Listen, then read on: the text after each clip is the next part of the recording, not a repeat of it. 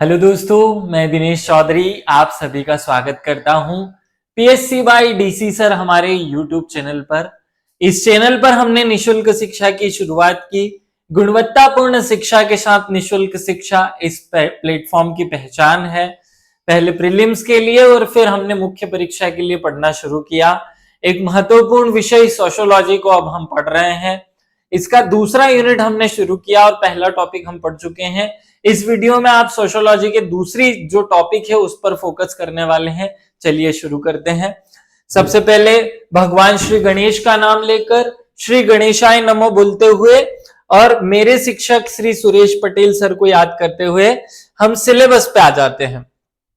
शायद इस टॉपिक में मैं आप सब लोगों को यह समझा पाऊंगा कि हमारे एमपीपीएससी में भेड़ चाल का क्या अर्थ होता है और कैसे लोग एक ही भेड़ चाल के रूप में इस पीएससी की तैयारी में चलते हैं। हम पहले बात कर लेते हैं दूसरी यूनिट की। इसमें भारतीय समाज की संकल्पना, भारत के लोग और विविधता में एकता, ये पॉइंट हम पढ़ चुके हैं। आज हम दूसरा पॉइंट पढ़ रहे हैं, सांस्कृतिक विविधता, जिसमें 4 विविधताएं दी हुई है। क्षेत्रीय, भाषाई, धार्मिक और जनजातीय। ये 4 प्रकार की विविधताएं हमें बहुत अच्छे से याद करनी है, समझनी है। चलिए शुरू करते हैं। अब मैं बहुत ज्यादा बातें करने से उचित समझता हूं कि हम टॉपिक को समझने पर फोकस करें। सांस्कृतिक विविधता इस विषय या यूनिट के अंदर जो मेन टॉपिक है उसका नाम है। सांस्कृतिक विविधता क्या होती है, इसे हम पहले भी 2 बार पढ़ चुके हैं। जब हम भारतीय संस्कृति की विशेषताएं पढ़ रहे थे तब हमने इसे पढ़ा। जब इसी यूनिट का पहला टॉपिक विविधता में एकता हम पढ़ रहे थे तब भी इसे हमने पढ़ा। एक बार और देखते हैं। भारत विभिन्नताओं का देश है। जाति, प्रजाति, जनजाति, धर्म, भाषा, जलवायु, भौगोलिक परिस्थिति, खान पान, रहन सहन, वेशभूषा, जितने भी दृष्टिकोण हो सकते हैं, सब में भारत में विविधता या अनेक संस्कृतियों का सह अस्तित्व पाया जाता है। अगर हम एक कोटेशन से इसे समझे तो हिमालय की बर्फीली चोटियों से लेकर हिंद महासागर के धूप से नहाए हुए तटों तक फैला भारत देश दुनिया का सबसे विविध आबादी वाला देश है। ये हमने बहुत बेसिक सी बात समझी कि भाई भारत में अनेक प्रकार की विविधताएं पाई जाती हैं, क्योंकि पहले ही मैं संस्कृति क्या होती है वो समझा चुका हूं। संस्कृति वह अमूर्त रूप है जो मानव की विभिन्न आवश्यकताओं की पूर्ति करता है। अब हमने ये समझ लिया है कि संस्कृति क्या है और हमें टॉपिक है सांस्कृतिक विविधता। तो हमारे देश में जो बहुत वेराइटीज की सांस्कृतिक विविधता है उनमें से 4 प्रकार के टॉपिक इसने सिलेबस में हमें दिए हैं। आगे बढ़ते हैं। जैसे मैंने पिछले टॉपिक में आपको एक कोटेशन बताया था, वही सेम कोटेशन रिपीट कर दिया है। 2 अलग अलग टॉपिक कोटेशन रटने से अच्छा एक ही कोटेशन रटो, क्योंकि 2 प्रश्न एग्जाम में एक जैसे नहीं आएंगे, एक ही आएगा, वहां ही चिपका देना आप ये। सर हर्बर्ट रिजले ने कहा था कि भारत में धर्म, रीति रिवाज और भाषा तथा सामाजिक और भौतिक विभिन्नताओं के होते हुए भी जीवन में एक विशेष एक रूपता कन्याकुमारी से लेकर हिमालय तक दिखाई देती है। वास्तव में भारत का एक चरित्र एवं व्यक्तित्व है जिसकी अवहेलना नहीं की जा सकती। पिछली बार भी बताया था कि हर्बर्ट रिजले कहना चाहते हैं कि भारत में अनेक प्रकार की विविधताएं हैं, लेकिन फिर भी वह एक रूपता दिखाई देता है, एक रूपता को दर्शाता है, दिखाता है। ये पॉइंट हमें सबको क्लियर हो गया है। आगे बढ़ते हैं। हमारा जो सिलेबस है उसमें सारी विविधताओं की बात नहीं की है, केवल 4 प्रकार की विविधताओं पर हमें फोकस करना है। क्षेत्रीय, भाषाई, धार्मिक और जनजातीय विशेषता या विविधता, इन 4 प्रकार की विविधताओं पर हम इस वीडियो में फोकस करने वाले हैं। चलिए शुरू करते हैं। सबसे पहले क्षेत्रीय विविधता पर फोकस करते हैं। अब यहां से समस्या शुरू होती है। एमपीपीएससी के लिए मैंने एक स्टूडेंट को एक क्वेश्चन आंसर राइटिंग करने के लिए कहा था इसी क्षेत्रीय विविधता पर, और उसने पूरा का पूरा जो आंसर लिखा वो लिखा भौगोलिक विविधता पर। तो मैंने उसे कहा कि भाई भौगोलिक विविधता तो क्वेश्चन में पूछा ही नहीं था, आपसे पूछा गया था क्षेत्रीय विविधता, लेकिन आपने चिपकाया हुआ है भौगोलिक विविधता। उसने इस क्वेश्चन का आंसर इस रूप में लिखा हुआ था कि एक तरफ भारत में पर्वत है तो दूसरी तरफ मैदान है तो तीसरी तरफ रेगिस्तान है, एक तरफ ज्यादा बरसात होती है तो एक तरफ कम बरसात होती है, एक तरफ ठंड ज्यादा पड़ती है तो दूसरी तरफ गर्मी ज्यादा पड़ती है। मैंने कहा भाई क्षेत्रीय विविधता बतानी है, आप भौगोलिक विविधता बताने लगे। तो उसने कहा कि सर एक नोट्स मैंने मार्केट से खरीदा और उसमें ये टॉपिक इस रूप में दिया था, इसलिए मैंने इसे ऐसे ही किया। मैंने भी उस नोट्स को देखा, तो उसके बाद मेरी खुद की जिज्ञासा पैदा हुई कि ऐसा कैसे हो सकता है कोई व्यक्ति क्षेत्रीय विविधता को भौगोलिक विविधता के रूप में बच्चों को पढ़ा रहा है। तो तब समझा, तब मैंने मार्केट में उपलब्ध 2-3 दूसरे नोट्स का भी अध्ययन करने या दूसरे लोगों से पूछने की कोशिश की कि यहाँ क्या लिखा हुआ है। तो मैंने देखा कि हमारे एमपीपीएससी के जितने भी बड़े इंस्टीट्यूट या संस्था हैं, सब संस्थाओं ने क्षेत्रीय विविधता के स्थान पर भौगोलिक विविधता पढ़ा रखा है, जो कि बिल्कुल रिलेवेंट नहीं है, दोनों का कोई संबंध ही नहीं है। हाँ, क्षेत्रीय विविधता का एक हिस्सा भौगोलिक भी हो सकता है, लेकिन पूरी तरह भौगोलिक और क्षेत्रीय में डिफरेंस है। क्षेत्रीय विविधता क्या होती है?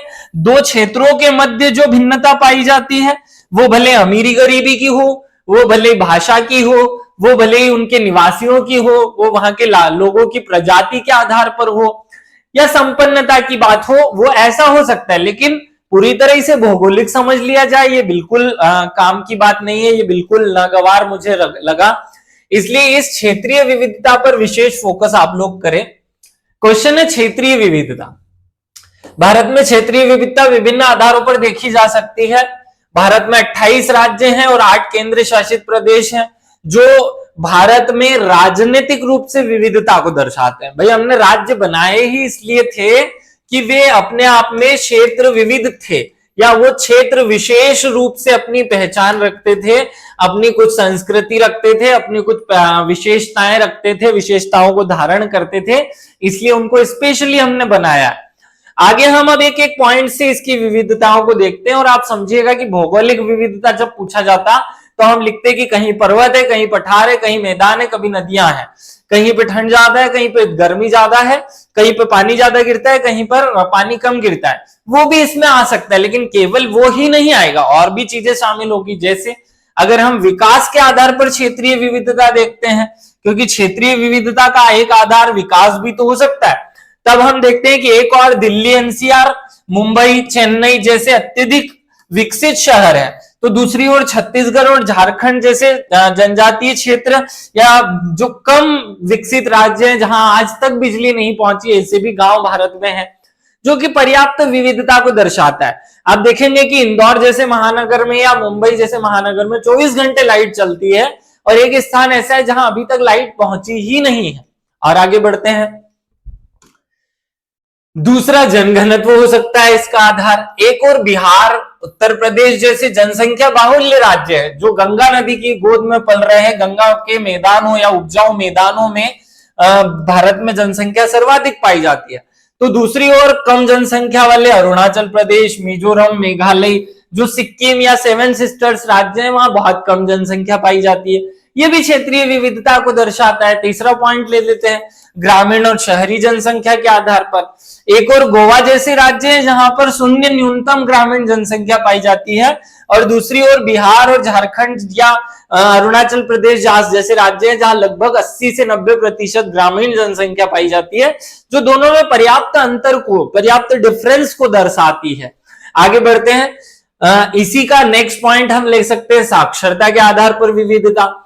हमारे यहाँ एक तरफ केरल, तमिलनाडु, कर्नाटक, आंध्र प्रदेश जैसे दक्षिण के राज्य हैं जो बहुत ज्यादा साक्षरता है, वहां पर लगभग 90% साक्षरता प्रत्येक राज्य की है।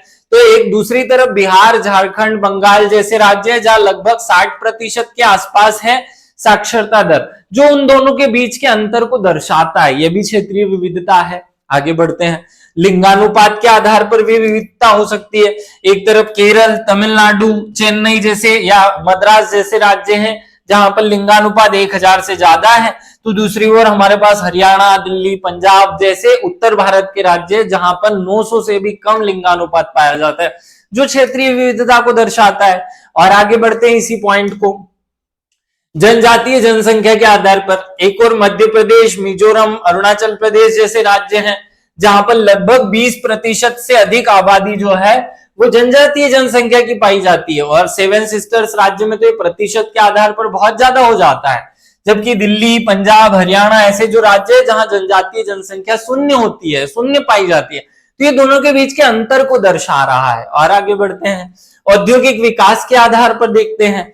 एक और हमारे पास महाराष्ट्र, गुजरात, राजस्थान जैसे औद्योगिक विकसित राज्य हैं, तो दूसरी ओर मिजोरम, त्रिपुरा, मणिपुर, केरल या जम्मू कश्मीर जैसे ऐसे राज्य भी हैं जहां पर औद्योगिक विकास लगभग शून्य है या बिल्कुल नहीं हुआ है।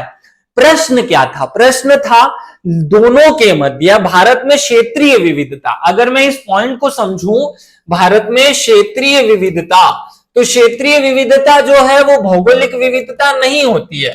भाई इसके अंदर भौगोलिक विविधता आ सकती है लेकिन हमें नहीं लेना है, क्योंकि वो अलग से हम पढ़ चुके हैं। क्षेत्रीय विविधता के अंतर्गत दो अलग अलग क्षेत्रों जैसे मध्य प्रदेश और कश्मीर, इन दोनों की जब हम तुलना करते हैं तो क्या अंतर क्षेत्र में विभिन्नता मिलती है उसकी बात की जा रही है हमसे, उससे फोकस किया जा रहा है।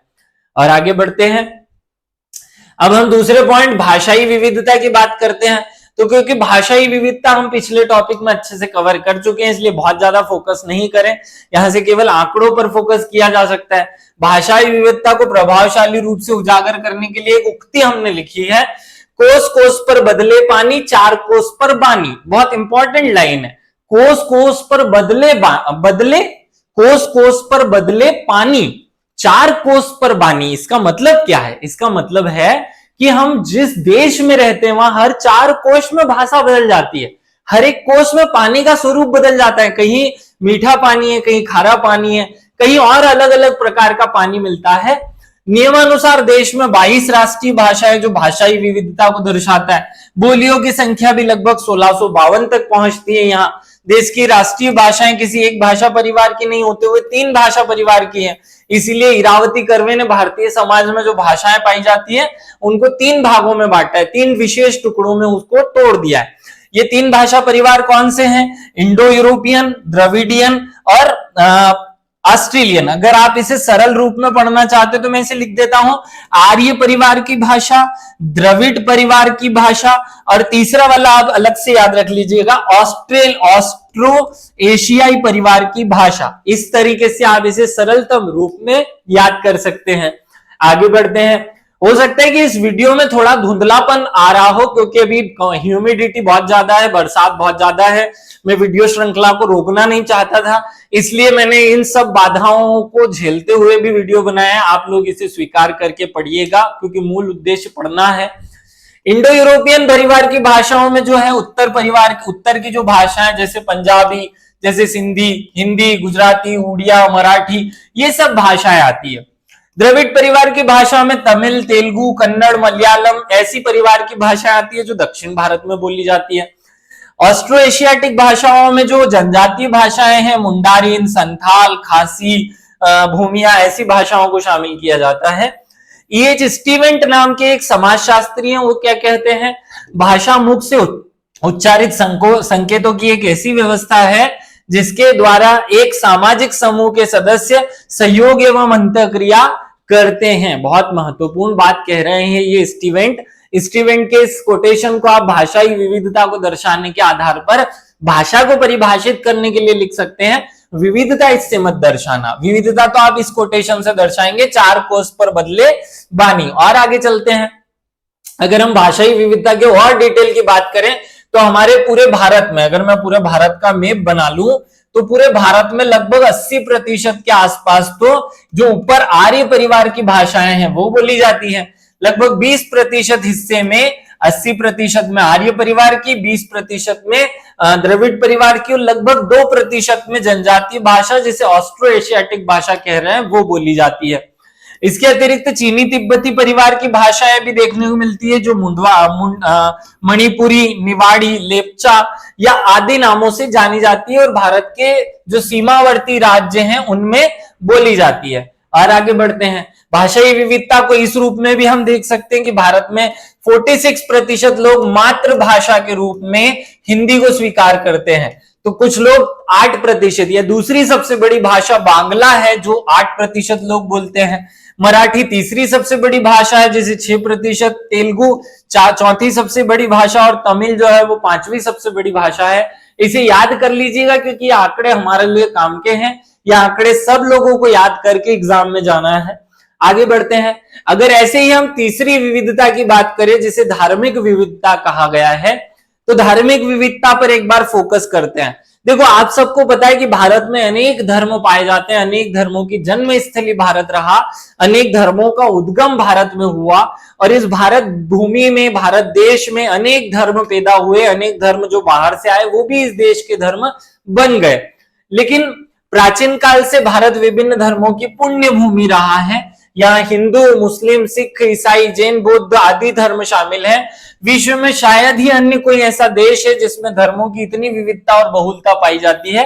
भारत में जो 2011 की जनगणना हुई थी उसके आधार पर अगर हम देखें तो 2011 की जनगणना के आधार पर हमारा जो धार्मिक आंकड़ा है वह इस प्रकार का है कि हिंदू भारत में लगभग 79.8% अर्थात 96 करोड़ लोग पाए जाते हैं। इस्लाम धर्म के लोगों की संख्या 14% है जो लगभग 17.2 करोड़ है।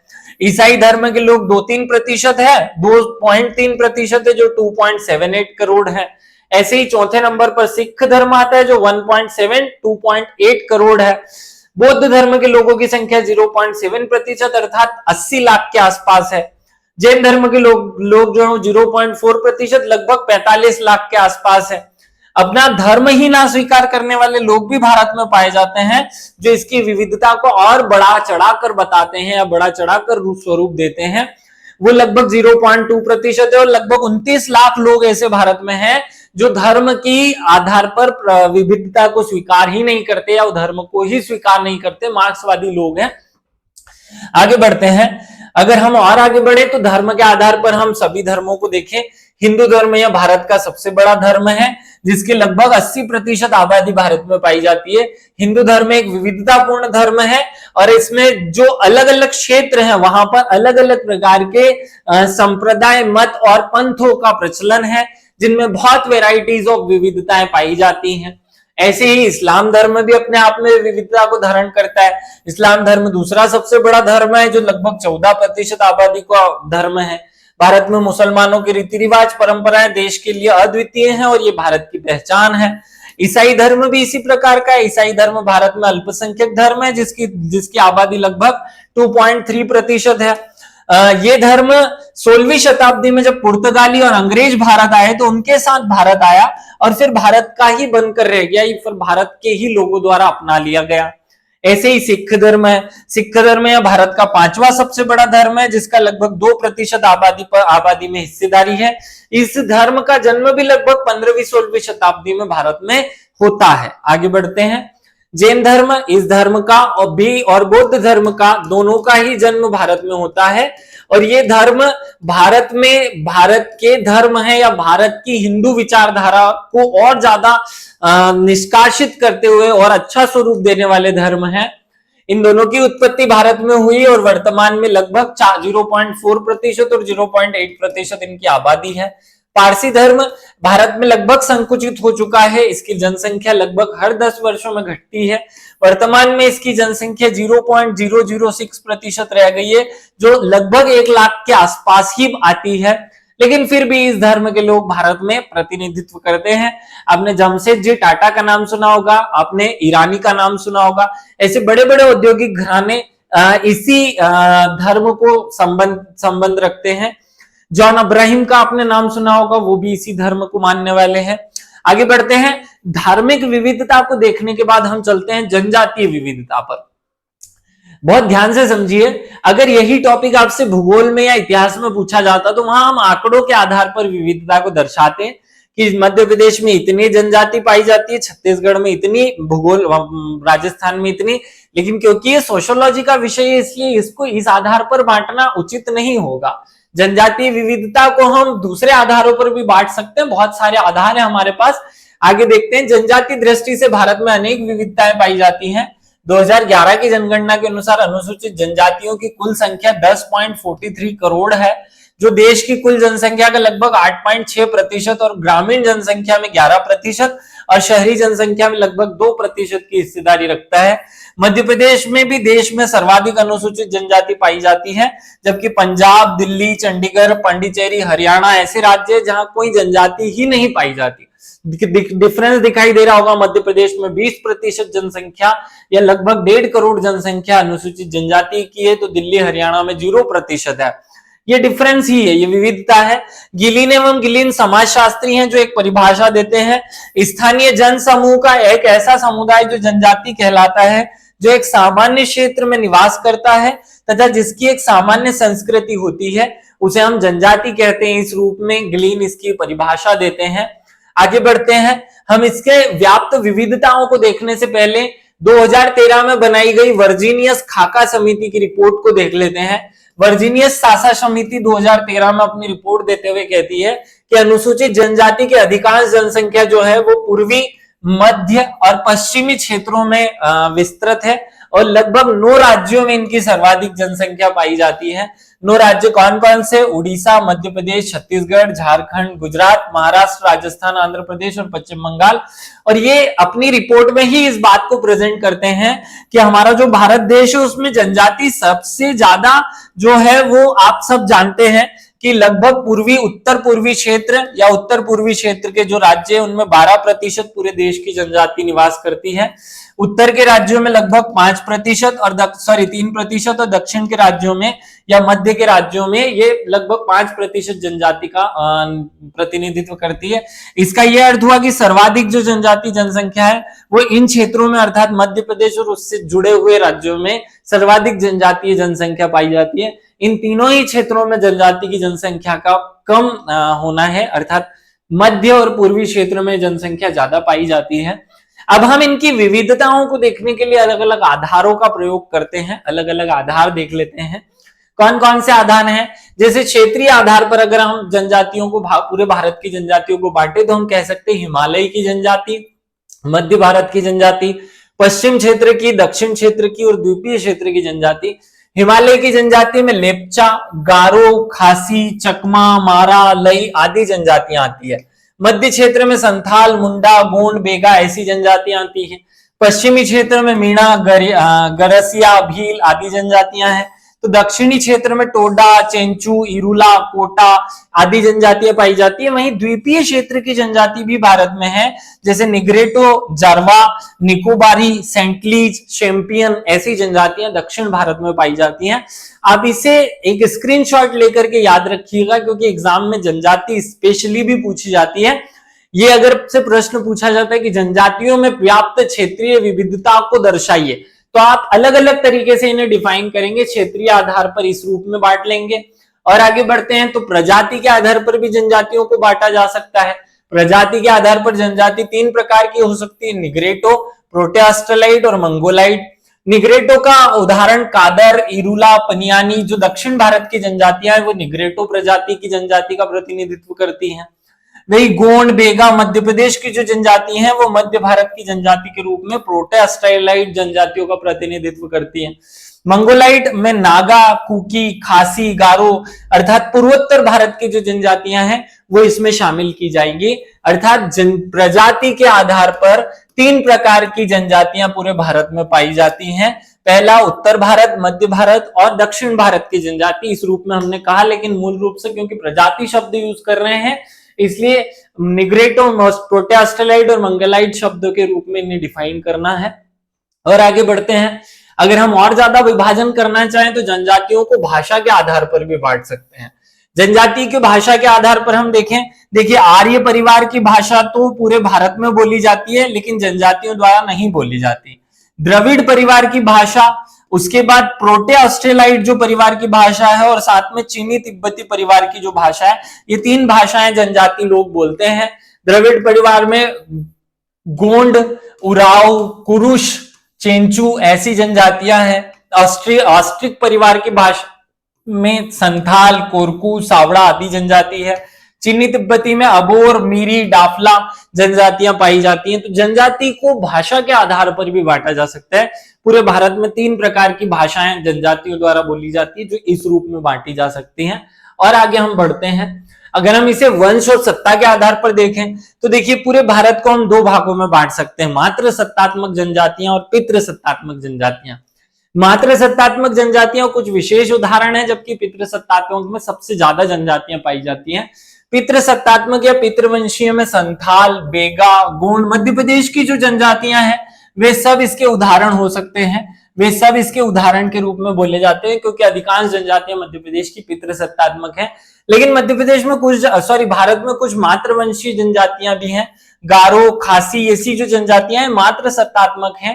आंध्र प्रदेश की सभी जनजातियां मात्र सत्तात्मक स्वरूप का पालन करती हैं। इस आधार पर भी इनमें विविधता को बांटा जा सकता है। देखिए, फोकस कीजिएगा, हमारा जो प्रश्न है वो विविधता को दर्शाना है। अब विविधता क्या होती है? विविधता होती है दो लोगों में जो असमानता पाई जाती है या विभिन्नता पाई जाती है, उसे ही हम विविधता के रूप में दर्शा देते हैं।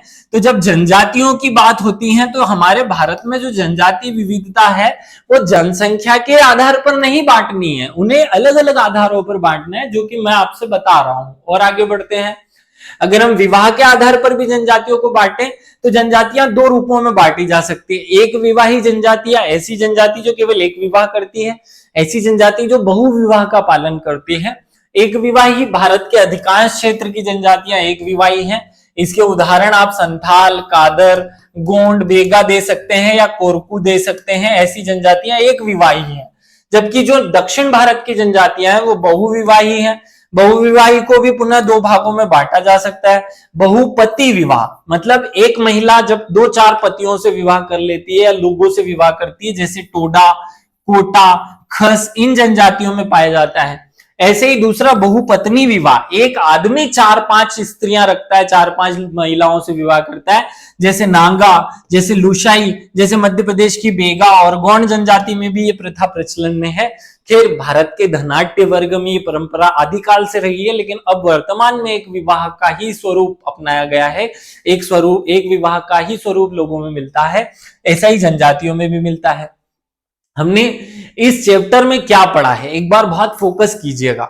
सांस्कृतिक विविधता हमारा टॉपिक था, जिसमें 4 आधार थे, क्षेत्रीय, भाषाई, धार्मिक और जनजाति। ये चारों आधारों पर आपको भारत के जो सांस्कृतिक विविधता है उसका विभाजन करना था। अगर आपसे एग्जाम में प्रश्न पूछ लिया जाता है, अगर हमसे एग्जाम में प्रश्न पूछ लिया जाए कि भारत में क्षेत्रीय विविधता पर प्रकाश या विविधता की व्याख्या कीजिए, तो ऐसे समय आपको पहले भूमिका बनानी होगी। भूमिका के बाद आपके दिमाग में कुछ 5-6 पॉइंट होने चाहिए जिनके आधार पर आप क्षेत्रीय विविधता को दर्शाएंगे। तो क्षेत्रीय विविधता, सबसे पहले ये याद रखें कि भाई भौगोलिक विविधता को क्षेत्रीय विविधता नहीं कहते।